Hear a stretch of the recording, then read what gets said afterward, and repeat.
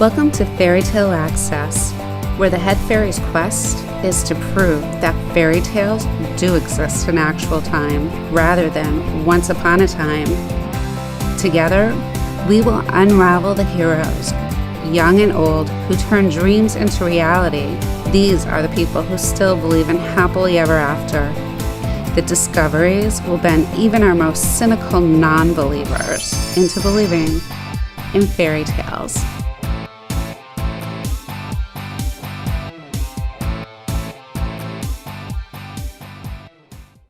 Hi, welcome to Fairy Tale Access. Today, my guest and I are going to explore the making of a production about Ernest Hemingway's Four Wives.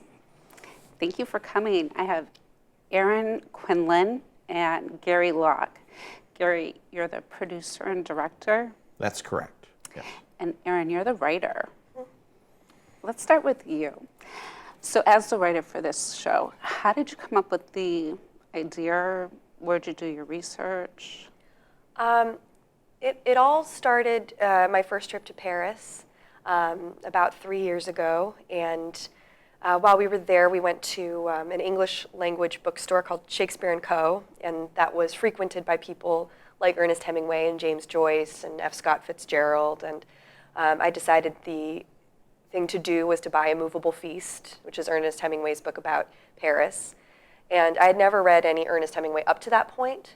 I had a preconceived notion of who Hemingway was, which I think a lot of people share, of this macho misogynist who enjoyed fishing and hunting and had nothing to say to me.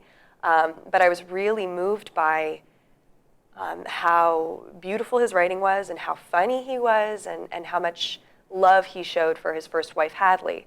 And I think that's something a lot of people have connected with, especially over the last few years with the publications of things like The Paris Wife and Mrs. Hemingway.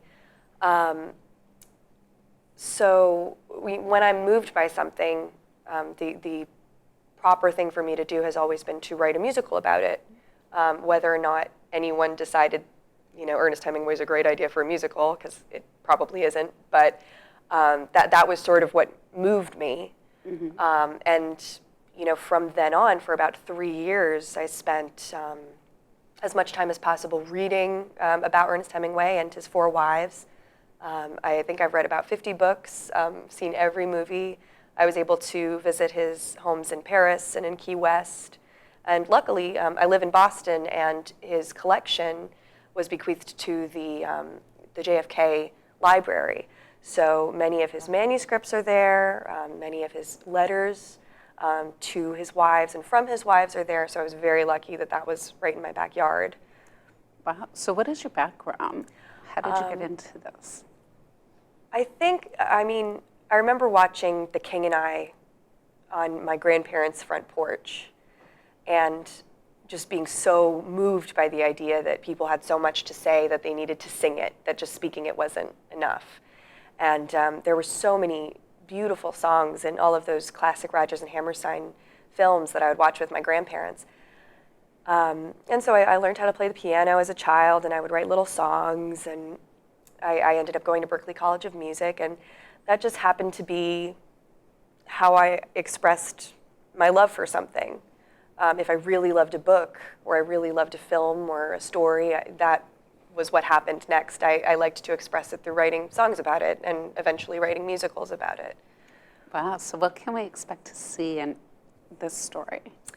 Well, it's a little bit unconventional. It's not quite, A to B.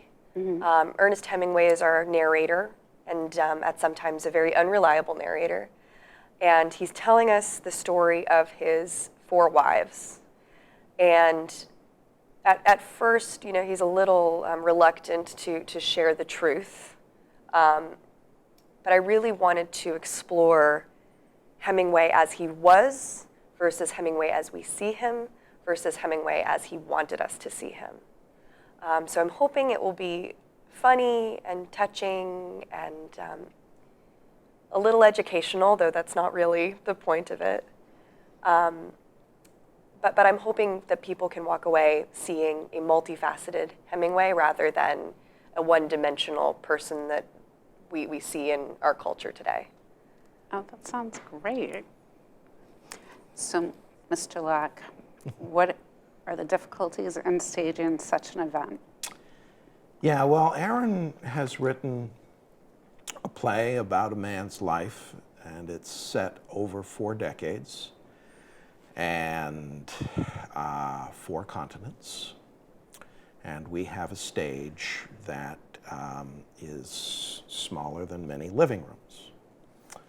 So what I decided to do was to set a keyboard on the stage and 2 stools around the keyboard, like it was an old-fashioned bar. And you know, there's the piano player late at night, and there are a couple of stools around the piano, and maybe a tip jar. And Sounds like a place we'd expect Hemingway to hang out. there you go. And 2 little blocks that people can sit on or stand on, one on stage left and one on stage right, and that's it. And with lighting changes and costume and the music, we tell the story. And that we get the real essence of that story as opposed to any kind of trappings and make people forget the story and the characters, which often happens with musicals. They get too big, and I think that's really been a problem with a lot of shows lately. So does the musical score, is that original also? Is it made for the movie? Or? She did it all. You did it she all? She did it all. Yeah, book, music, and lyrics by Erin Murray Quinlan is how the poster reads, and it is all hers. And she sent me songs and drafts, and I fell in love with some songs that got dumped, and I fell in love with new songs, and there is a song, and you know what it is, that in the middle of Act 1 comes along, and everybody on stage and everybody in the audience is just going to cry like crazy, and they still do. We are in rehearsal, and every time the song gets sung in rehearsal, I look around and I've got members of the cast who are weeping. Aww. So it's beautiful, and you get really thrilled when something like that happens, and you can't wait to share it with an audience. Absolutely. So during the course of developing and producing, have you fallen in love with any of Hemingway's wives? Is there one that you favor over others? That's a really hard question because I spent so much time with them. I have a soft spot for his second wife, Pauline, because she really gets the shaft in a lot of interpretations of his life. He was, she was the first wife that he cheated on someone with, and a lot of people see her as this femme fatale who came in and stole him away, and I know that that's what he likes people to think. But I thought Pauline was just very funny and had a great sense of humor and of revenge. As they were continuing their correspondences after they were broken up, she would cut up his letters and send them to him, so he'd have to reassemble them when he received letters from her. She would cut she would cut her own letters up so that he'd have to assemble them, which is very funny. But she tried very hard nice in that that marriage. he put them back together and read them. Well, he'd have to because it was things concerning his sons and his house, and so Did he had have no children choice. with all of the wives? No, he had children with his first 2. He had 1 child with Hadley, his first wife, and 2 children with Pauline, all boys. All boys. And he always wanted a little girl, but that never happened. So I'd say Pauline. There's a wonderful book called, oh oh gosh, I can't. Final Sorrow is the second part of the title, and it's the only book about Pauline. Unbelievable Happiness and Final Sorrow. That's what it's called, and it's the only book about Pauline, and it's a really wonderful insight into her character. And I think it's easy to love Hadley because she's the first and she's very sweet. It's easy to love Martha because she's so modern and feisty. Mm-hmm. And I also think Mary has some very modern charms, but Pauline always is this weird middle place that people don't often investigate as much as they could. And what are the other two wives' names? There's Hadley Richardson was number one, Pauline Pfeiffer, Martha Gellhorn, and Mary Hemingway. Mary Welsh Hemingway. Oh. So who's your favorite? Oh, gosh. Knee-jerk response is Martha. Yeah. Guys love Martha. Yeah, well, yeah. Her sons liked Martha a lot, too. Mm-hmm. And, yeah, I mean, Hadley was let's put it this way. We are taking the opinion that Hadley was the true love of his life.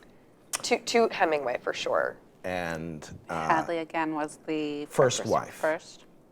And Hash. And so, and she appears throughout the play. She is... Did they divorce? Or yes. Did she, Oh, yes. So I guess my real response to that is Hadley, but... yes. Yeah, I like Martha. How do you feel as a writer having your show produced into a production? Are you concerned about the producer, director, how they're going to interpret what you've written, how they're going to present it on stage? Do you try to get in there and micromanage and oversee every detail? I think I would. That's why I'm staying away from rehearsals. Oh, but okay. I do, I trust Gary. He's already come up with so many amazing ideas that I hadn't thought of. And while it's scary for me, for other people to be reading something that I wrote, to be presenting something, because I would probably, if left to my own devices, lock it up somewhere. Mm-hmm. It's great that there's someone who can see the forest for the trees.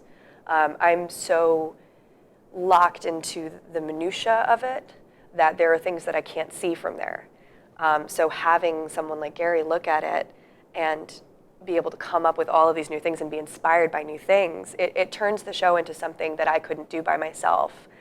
And I'm really interested in seeing how the actors read it, because I've always heard it in my own head in the way that I intend to do it. Mm-hmm. So even when we were doing auditions, it was really interesting to hear people read the words as they saw them. So you did participate with the auditions? Yes, I was able to see the auditions. Yeah, I wanted her there for the auditions. And yes.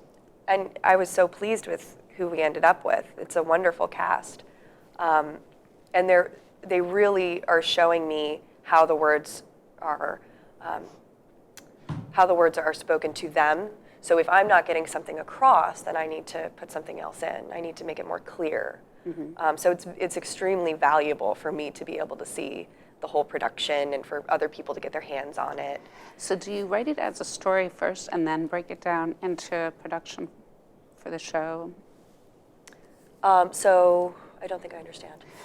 Well, it's written as a musical. Mm-hmm, mm-hmm. So was that your original intent, or do you write a story about it and then break it into a musical? Sure. I started out, I think the first thing I did was I wrote a couple songs, because that was always the intention for the medium, I guess. Mm-hmm. And that was the fun part. So I wrote some songs, and I had never written something from scratch before. Everything else I've done has been adapted from a book. So I have told people that I would look at it as this wrapped box. And I would say, okay, I can open it from here, I can open it from here. And I would just be so afraid to start that nothing would happen. So eventually I just kind of had to dive in and start writing scenes. And I wrote it completely out of order and then rewrote it and did more research and rewrote it. So it's kind of all, do a little song, do a little scene, and then eventually it was done. Oh, that's great. So once it's in production, do you edit things if the cast or the producer tells you they're having a difficult time making a scene work? I would, but I haven't had to. I don't worry about that. I take the material that I'm given and make it work. That's my job.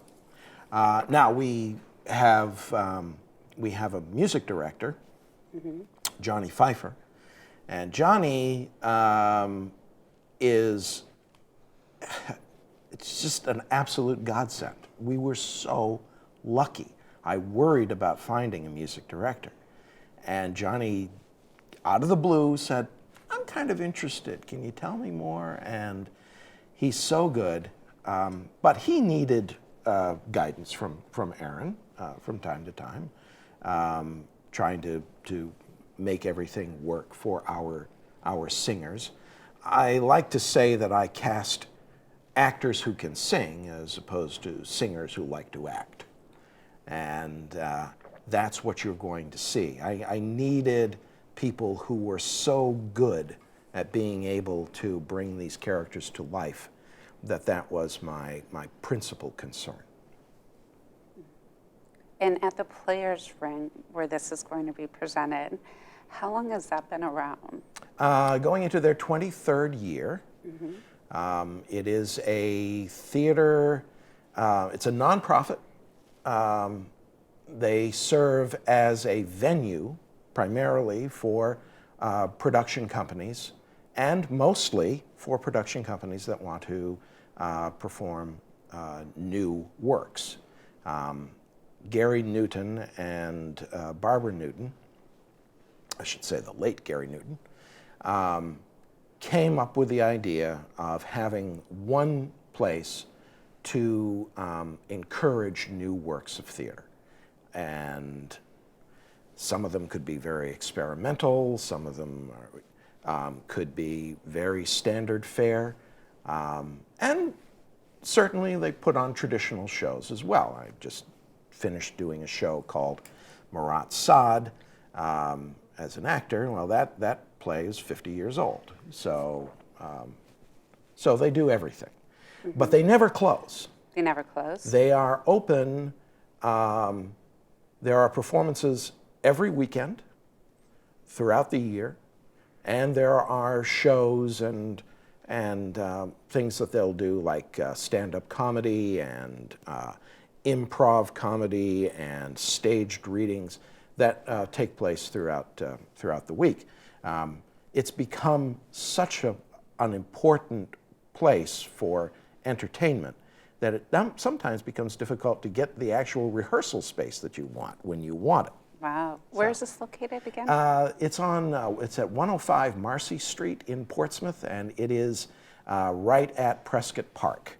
And it's a historic building. It's one of the grand old buildings of that area around Prescott Park and Strawberry Bank, and what was also known as Puddle Dock back in the day. It was a great place for sailors to let off a little steam. Let's just say that. Yeah.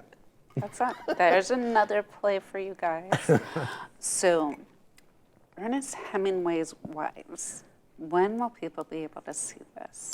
We go up May 29th and run for 3 weekends, so Friday, Saturday, and Sunday for the next 3 weekends. It ends on the 14th of June, which is a Sunday, and that performance is a matinee. The other performances are all evenings.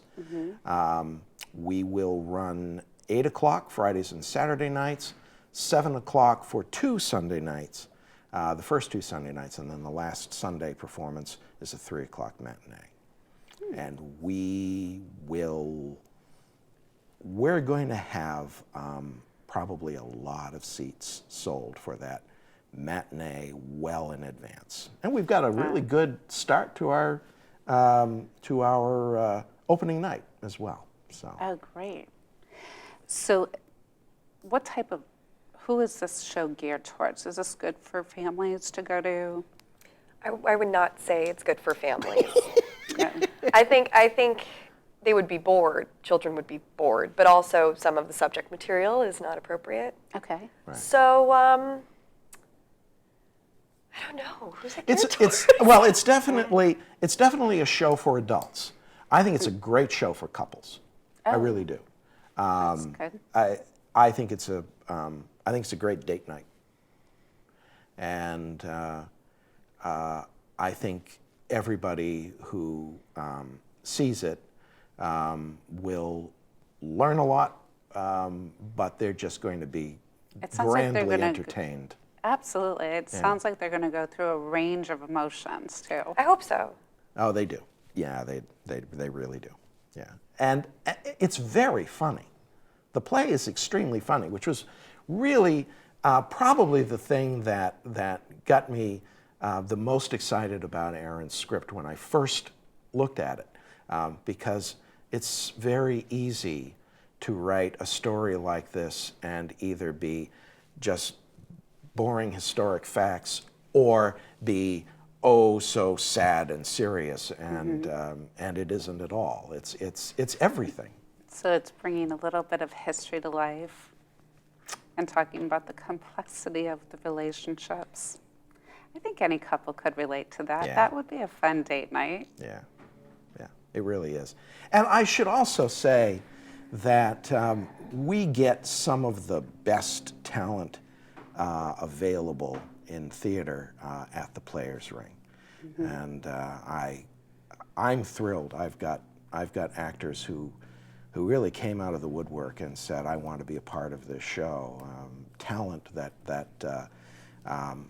well, because they draw from all over not just the Seacoast area, but they'll draw from Massachusetts, and we'll draw from over here in the Nashua area as well. I have a lot of friends who, like me, we make that long commute to Portsmouth. Do the actors receive a stipend or pay for being in the show, or is it all volunteers? They do. They'll never get paid what they're worth. We are raising, we're doing a crowdsourcing project with Indiegogo beginning this coming week. And that's mainly to raise funds for the music, for the costumes, for the props. It's a very prop-heavy show, and of course, when you're doing a show that ranges over 40 years, you need to have costumes that are accurate as well. So. Absolutely. And what's your website so people could get more information? Playersring.org is where you'll go to find all of the information about the upcoming shows, about the current shows. About the cost of the ticket. About the cost of the tickets, how to get tickets. Tickets are available online. A lot of people just call the theater as well. 880, 436-8123. 603-436-8123. So call there, and you can reserve seats that way as well. Fantastic. And they are really reasonable. So how is the Players Ring funded? Yeah, they have a grant, actually several grants from the state, which keep them afloat. And then they take, as I say, they're mainly a venue for other production companies. So they will take a third of the box office to pay for their costs, and then 2/3 goes back to the production company. In my case, Phylloxera Productions, which is the name of my production company, and I then distribute what remains to pay for the costs of the production, and hopefully throw out a few dollars for gas money for my actors. That's fantastic. Well, thank you both. But before we sign off, what are your favorite books of all time? What motivated you to get into this field? My current favorite book is Hilary Mantel's Wolf Hall. Wonderful, wonderful storytelling. But I've always loved The Three Musketeers. And that was the first musical I ever tried to write when I was in middle school. So that will always have a special place in my heart. Wow, middle school. Very good. I am one who loves magic of all sorts, and if theater isn't magic, I don't know what it is. And I adore a book called Jonathan Strange and Mr. Norrell. You know it well. And if I can't recommend any book about magic and history and just life like I can Jonathan Strange and Mr. Norrell. Wow. So it sounds like it's a thrill for you to make the production come to life. Yeah. And for you, it must be incredibly exciting. You don't go to any of the rehearsals, so you're there once the show airs with everybody else. Yep. Are you just nervous? I'm very excited, and I think I will also be very nervous because I don't love hearing my own music or my own words. So it's going to be an interesting melange of emotions, I think. But I'm very excited to see what Gary does with it and what the wonderful cast does with it, too. Wow. How did you react to other shows that you've written off of books before? This is actually the first one that I'm not in. Because usually I have to participate in some way by paying for some of it or acting in it, or so I've always been so involved and a part of it that I don't have to watch it. I'm in it. Right. So this will be the first time.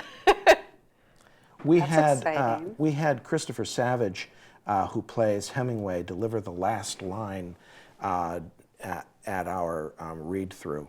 And right after that last line, you could see from the emotions from everybody in the cast. We were like, oh my gosh, that's beautiful. So I can't wait to see everybody, to share it with everybody else. Oh, it sounds fantastic. Thank you both for sharing so much about what you do in this upcoming production, Ernest Hemingway's Wives. So everybody, if you want to see a great show, check out Ernest Hemingway's Wives. And you never know, you might meet Aaron or Gary while you're there. Keep asking questions. See you soon.